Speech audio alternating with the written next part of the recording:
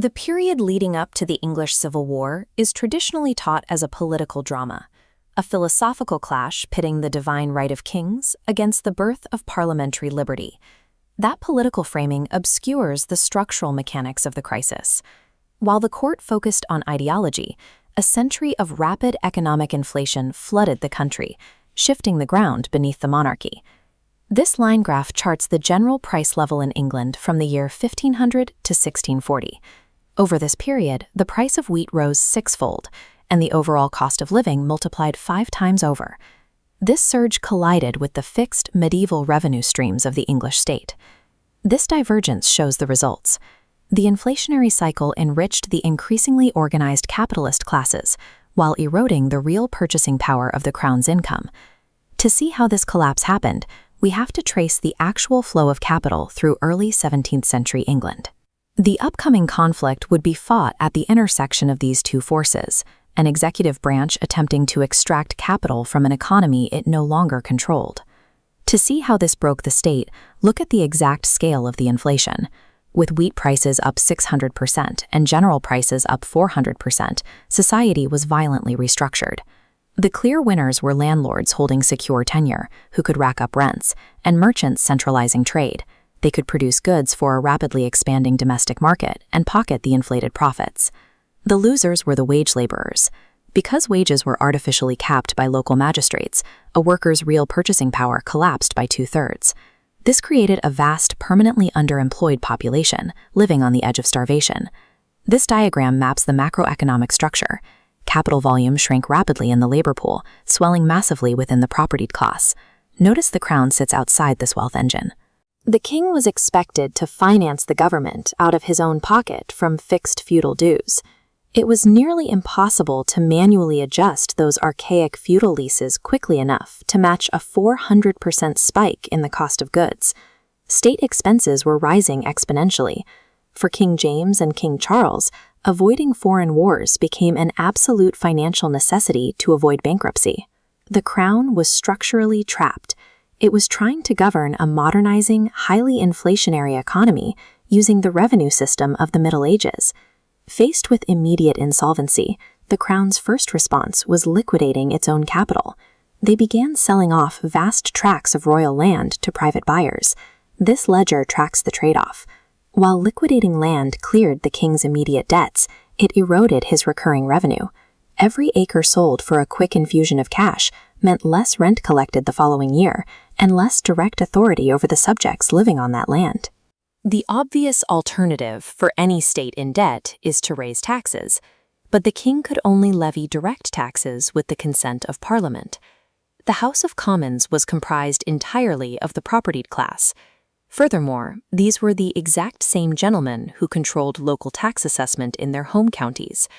They engaged in systemic, chronic tax evasion. The richest nobles and merchants severely underassessed their own wealth.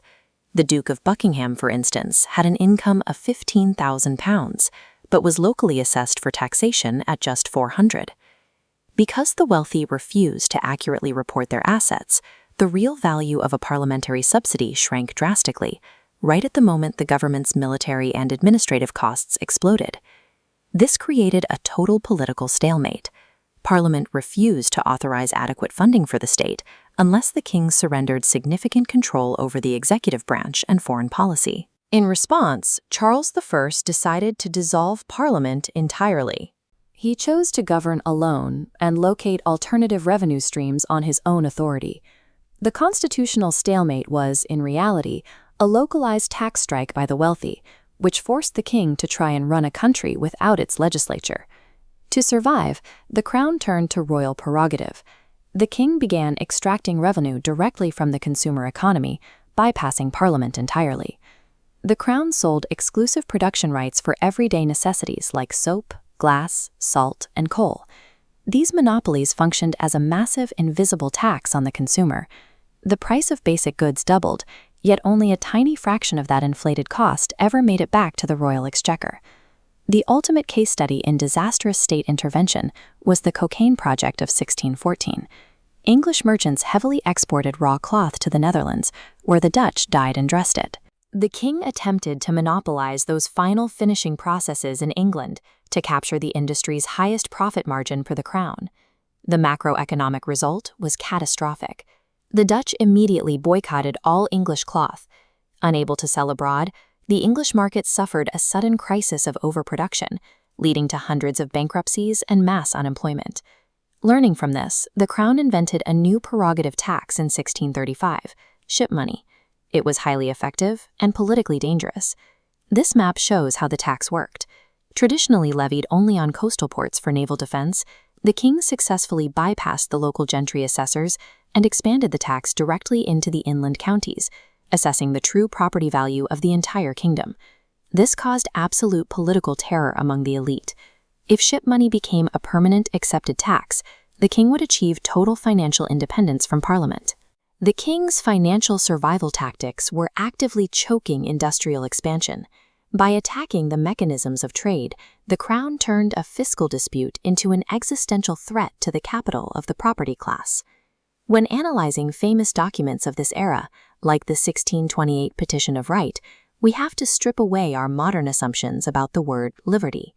In the strict legal vocabulary of the 17th century, libertas meant an exclusive privilege. It was a corporate franchise, or the explicit right to exclude others from your private property. The English legal system, the common law, protected only free men, and a free man was strictly defined as a man who owned property. The reality for the vast majority of the population, the unfree laboring poor, was entirely different. They possessed no such liberty and were subject to arbitrary flogging, wage suppression, and military conscription. The Petition of Right was written by property owners. Its clauses against arbitrary taxation and martial law were specific legal mechanisms designed to protect private capital from executive overreach. The parliamentarians were not fighting for universal democracy. They were using liberty as a highly effective ideological shield to protect their exclusive wealth from royal extraction. The fierce ideological battles of the 1630s over law and religion were the surface language used to litigate a structural economic collision. Looking back at our network model, the archaic feudal extraction methods of the crown proved completely incompatible with the highly capitalized economy built by London merchants and rural gentry. By 1714, the dust had settled. The monarch remained, but Parliament had effectively become the board of directors for the propertied class. This new board secured what the king had tried to deny them: total, permanent control over the executive branch, taxation, and the direction of foreign policy. The modern English state took its shape from this economic reality, a government redesigned to serve the